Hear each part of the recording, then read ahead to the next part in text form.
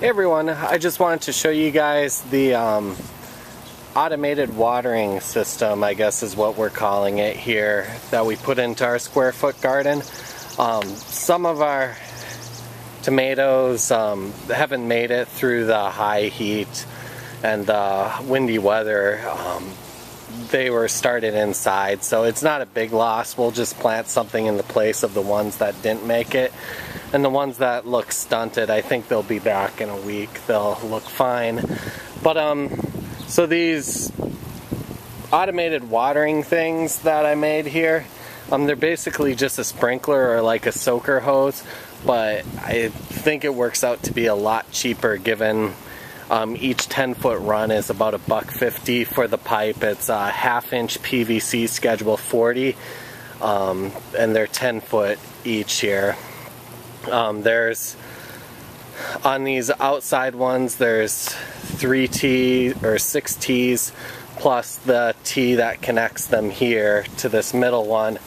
And then this is a 3/4 inch fitting, and we had to step it through to a 1/2-inch fitting and then through in. And this is a 4-way connector there. But it seems to be working good. The water isn't reaching to this back side here, so we might need to redesign it a little. What I'm thinking we're going to end up do is, if I can step back some here, what I think we're going to end up doing is adding a manifold that connects all 3 of these together, so there'll be valves at each one of these that we can turn on and off so we can keep the pressure up. If you were to do this yourself, I would say drill the holes smaller than I did.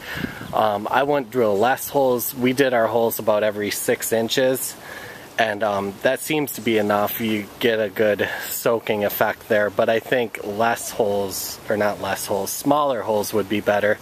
I'll go into my shop. I'll show you guys which bit I used for it, so we know the size of the holes. Here's the drill bit I ended up using. It was the smallest that I could find by themselves at Home Depot. It was about $2 for the pack, and this is a 1/16. And I would say this is still too big, especially if you're going to have multiple boxes hooked all together like I do out there with the 3 together. There's too much water loss. It's not pressurizing well enough because the water is escaping closer to the inlet, the water source, and that's why I'll end up having to probably add a manifold onto mine to where I can turn each one on and off.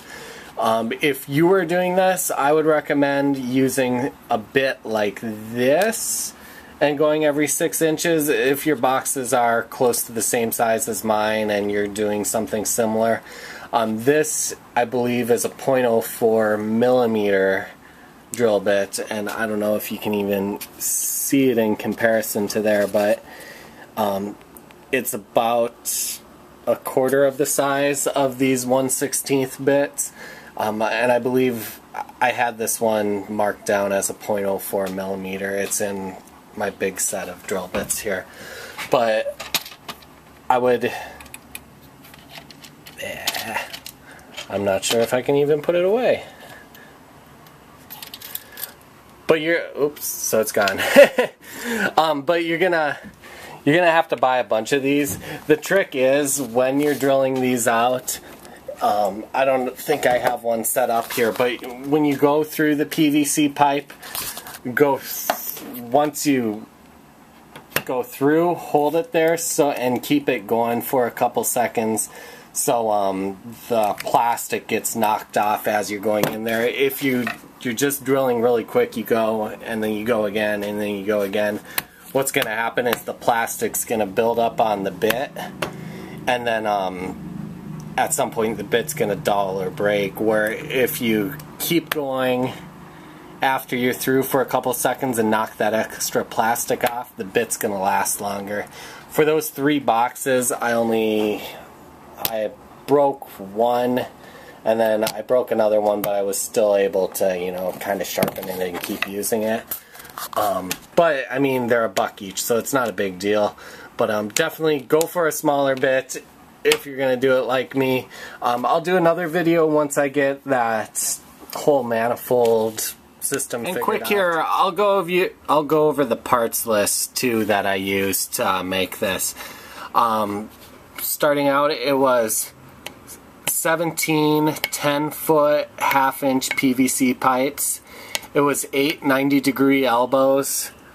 It was 20 T-connectors, also half-inch. The 90-degree elbows were also half-inch. There was one 4-way connector, all half-inch also. And then we had one half-inch. It was a smooth fitting, like I guess in copper you would call it a solder fitting to thread fitting. And then we stepped that half-inch to 3/4 inch, which is a hose size. We needed one fitting, so it was a half-inch to 3/4 thread. And then from there, we just needed to change it from male to female, so we had a coupling, one female to female coupling adapter.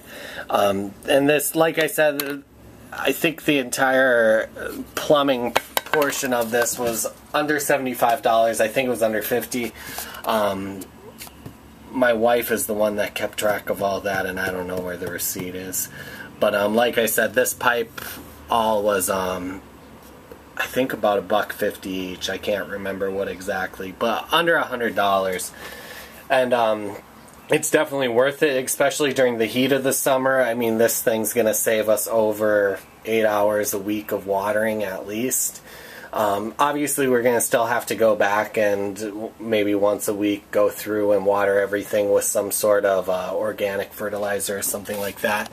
But we'll cross that bridge when we get there. And I just wanted to give you guys the parts list that I had here. Also look for this in the description. And I'll update my parts list on the next video. Maybe give you the next full parts list to get it to where it's perfected. Like I said, this isn't perfected the way I did it. But if you use that 0.04 millimeter bit, you won't have any problems. At least my guess is you won't have any problems. But I won't have any problems once I add that extra manifold, which that extra manifold is going to go, it's going to be a T,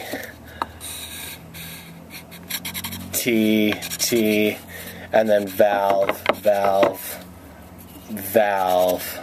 and then source of water. So if this makes sense to you, this will be a manifold, this will be valves on each one of these, and so we can individually turn these on and off. So I mean, it's a little more work, but it's not much more work. But thanks for watching. Bye.